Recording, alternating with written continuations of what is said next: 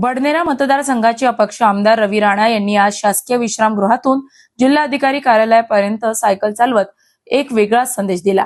पालकमंत्री चंद्रशेखर बावनकुळे यांच्या अध्यक्षतेखाली होणाऱ्या खरीप आढावा बैठकीसाठी ते सायकलवरून पोहोचले। रवी राणा यांनी सांगितले की सध्या आंतरराष्ट्रीय परिस्थितीमुळे विशेषतः अमेरिका इराण संघर्षामुळे तेल पुरवठ्यावर परिणाम होत असून पेट्रोल डिझेलच्या किमती वाढत आहेत।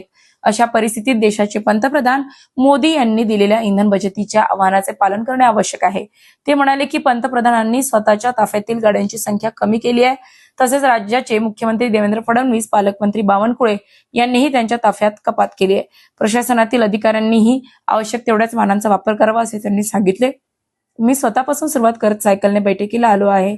यामुळे इंधन बचतीचा संदेश समाजात जावा आणि नागरिकांनीही अशा छोट्या पावलांद्वारे देशहितासाठी योगदान द्यावे असे आवाहन राणा यांनी केले। या ठिकाणी देशाचे पंतप्रधान मोदीजींनी जे आवाहन केलेलं आहे, ज्या पद्धतीने अमेरिका आणि इराणचं युद्ध सुरू आहे, त्या युद्धामुळे तेलाची आयात जी आहे ते कमी होत असल्यामुळं त्या ठिकाणी इराणमधून जो आज पाहिलं की तेलाचा पुरवठा होत नाही आहे, म्हणून थोडे तेलाचे भाव सुद्धा वाढलेले आहे। मग यातून सर आपल्याला बाहेर पडायचं या संकटातून, तर कुठे ना कुठे ज्या पद्धतीने देशाचे पंतप्रधानांनी आपल्या ताफ्यामध्ये फक्त 2च गाड्या ठेवल्या, सगळ्या गाड्या कमी केल्या। मुख्यमंत्र्यांनी आपल्या ताफ्यामधल्या गाड्या कमी केल्या, अनेक मंत्र्यांनी आपल्या ताफ्यामधल्या गाड्या कमी केल्या, चंद्रशेखरजी बावनकुळे साहेबांनी सुद्धा आपल्या ताफ्यामधल्या गाड्या कमी केल्या। प्रशासकीय अधिकाऱ्यांनी सुद्धा आपल्या ताफ्यामधल्या आपल्या कामामध्ये जेवढी गाडी लागते तेवढी यूज केली पाहिजे। आणि मला असं वाटतं की आज मी खरीप हंगामाच्या बैठकीमध्ये पालकमंत्री चंद्रशेखरजी बावनकुळे आलेले आहे, त्यांच्या मीटिंगमध्ये सुद्धा मी सायकलने जातो। ते एक चांगला संदेश जनतेमध्ये गेला पाहिजे, जनतेच्या माध्यमातून सगळ्यांना जागरूकता आली पाहिजे।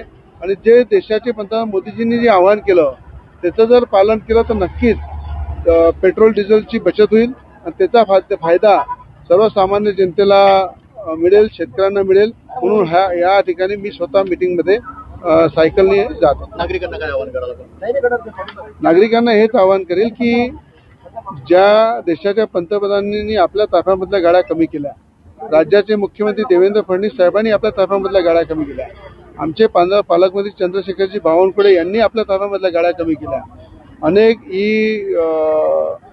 गाड्यामध्ये आपल्या इलेक्ट्रॉनिक गाड्यामध्ये फिरत आहे, अनेक आपल्या टू व्हीलरनी फिरत आहे, अनेक आपल्या गाड्याचा ताफा कमी करून तिथे पेट्रोलची बचत करत आहे। आज मी सुद्धा या ठिकाणी सायकलवर प्रवास करून एक खरीप हंगामाच्या मीटिंगमध्ये पालकमंत्र्यांनी मी जात आहे, सायकलने जात आहे।